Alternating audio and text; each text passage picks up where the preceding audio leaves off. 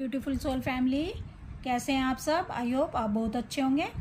चलिए गाइस, आज हम देखने वाले हैं डीएम के साथ वही सब कुछ हो गया है जिससे वो सबसे अधिक डरते आए हैं। चलिए देखते हैं किस चीज़ से वो सबसे अधिक डरते आए हैं। इससे पहले गाइस मैं आपको बता दूं, अगर आप मुझसे गाइडेंस या पर्सनल रीडिंग लेना चाहते हैं तो आप मुझे 9520642716 नंबर पर व्हाट्सअप कर सकते हैं। चलिए रीडिंग स्टार्ट करते हैं। डीएम के साथ क्या हुआ है जिससे वो आज तक डरते आए हैं। प्लीज़ डिवाइन गाइड करें, प्लीज़ राधा रानी गाइड करें।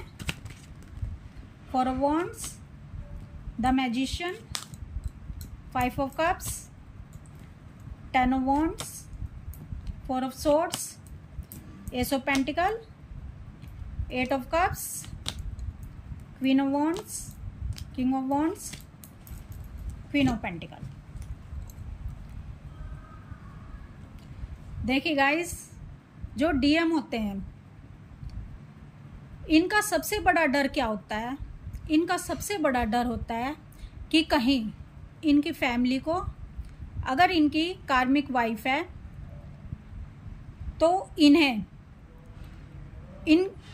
इनके डीएफ के बारे में पता ना चल जाए। कार्मिक्स को, थर्ड पार्टी को डीएफ के बारे में पता ना चल जाए। जितना डर डीएम के अंदर होता है उतना डर डीएफ के अंदर नहीं होता। डीएफ फियरलेस हो जाती है। ये अनकंडीशनल लव में आकर, इस स्पिरिचुअल जर्नी पर आकर, इस ट्विन फ्लेम लव में आकर डीएफ फियरलेस हो जाती है। लेकिन डीएम के अंदर बहुत ही फियर होता है, समाज का, दुनिया का, फैमिली का। लेकिन जिस बात से डीएम आज तक डरते आए थे वही इनके साथ होना शुरू हो जाता है जब डीएफ इनकी लाइफ में आती है।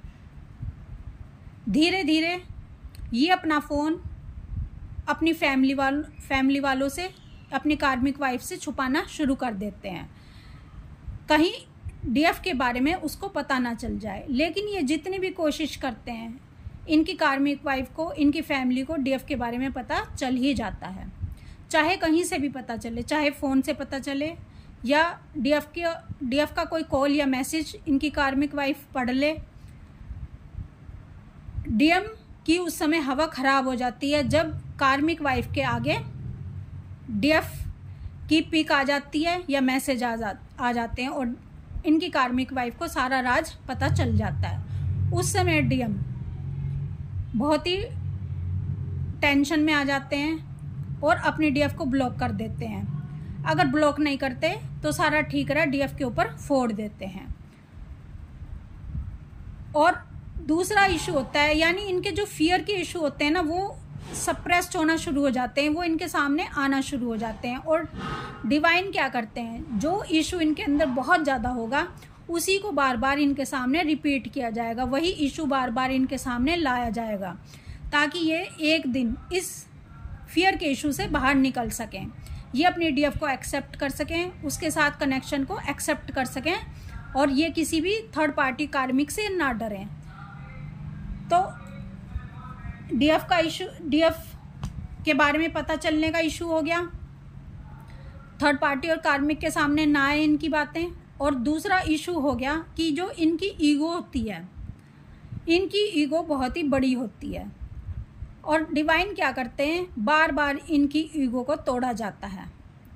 बार बार इनके सामने ऐसा कुछ होता है कि ये जितना समाज के सामने, जितना अपनी फैमिली के सामने सब कुछ अच्छा दिखाते हैं, सब कुछ ऐसा दिखाते हैं कि इनसे पावरफुल, इनसे सक्सेसफुल कोई नहीं है।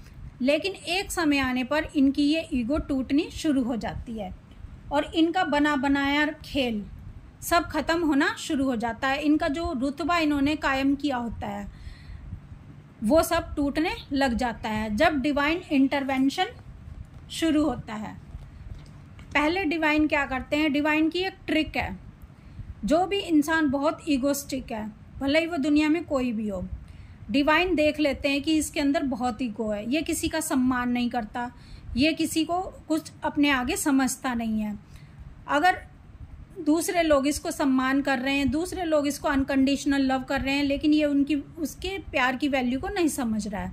तो डिवाइन क्या करते हैं, उस इंसान की ईगो को और बढ़ाना शुरू कर देते हैं, खूब ईगो को बढ़ा देते हैं। और जब उसकी ईगो इतनी बढ़ जाती है कि वो उस ईगो में अंधा हो जाता है, तो डिवाइन क्या करते हैं, वहाँ से उसको धकेल देते हैं, यानी उसकी ईगो तोड़ दी जाती है, डिवाइन इंटरवेंशन करवा दिया जाता है।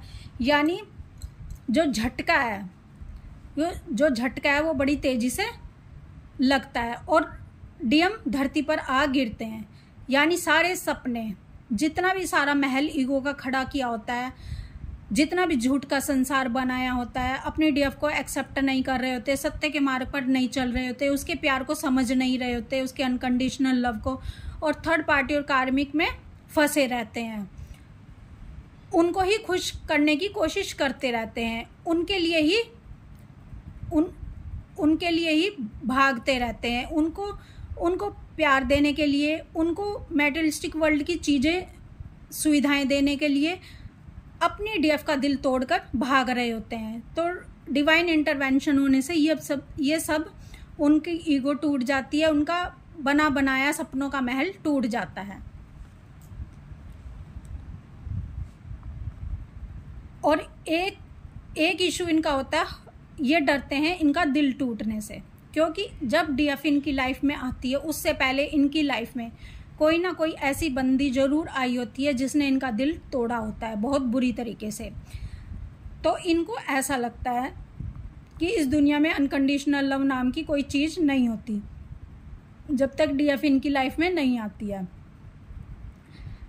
तो ये जब डीएफ इनको अनकंडीशनल लव करती है तो इनको ऐसा लगता है कि डीएफ का प्यार भी ऐसा ही है जैसा दूसरी जो इनकी लाइफ में बंदी आई थी उसका था। ये डीएफ के अनकंडीशनल लव को पहचान नहीं पाते, इनको लगता है कि ये अट्रैक्शन है बस मुझे। तो डीएफ जब सेपरेशन क्रिएट हो जाता है और डीएफ अपने ऊपर इनर वर्क करना शुरू कर देती है और हाई वाइब्रेशन में आ जाती है, हाई एनर्जी में आ जाती है, डिवाइन से कनेक्ट हो जाती है, तो उस समय डीएम को जब डीएफ की एनर्जी नहीं मिलती, डीएफ वाला लव इनको कहीं नहीं मिलता, तब इनका दिल टूट जाता है।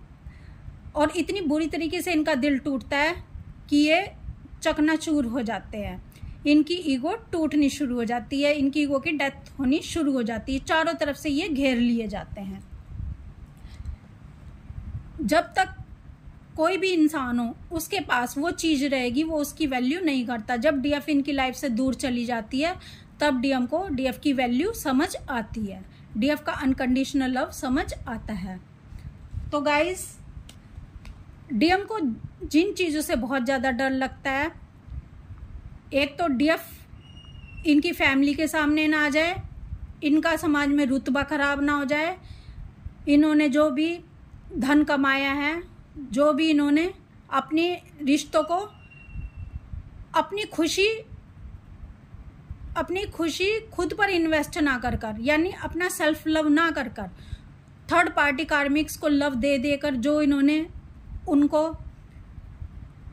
खुश किया है, कहीं ये कार्मिक, ये थर्ड पार्टी इनसे छूट ना जाए। एक तो ये डर होता है, एक ईगो का डर होता है कि कहीं ईगो ना इनकी टूट जाए, क्योंकि डीएम ईगो के ही बने होते हैं। तो ये सब चीज़ें जो है, डीएम इन सब चीज़ों से बहुत ज़्यादा डरते हैं और डीएम का डर ख़त्म हो सके इसलिए ही डिवाइन इनके सामने वही चीज़ें बार बार रिपीट करते रहते हैं जब तक ये फियरलेस ना हो जाए।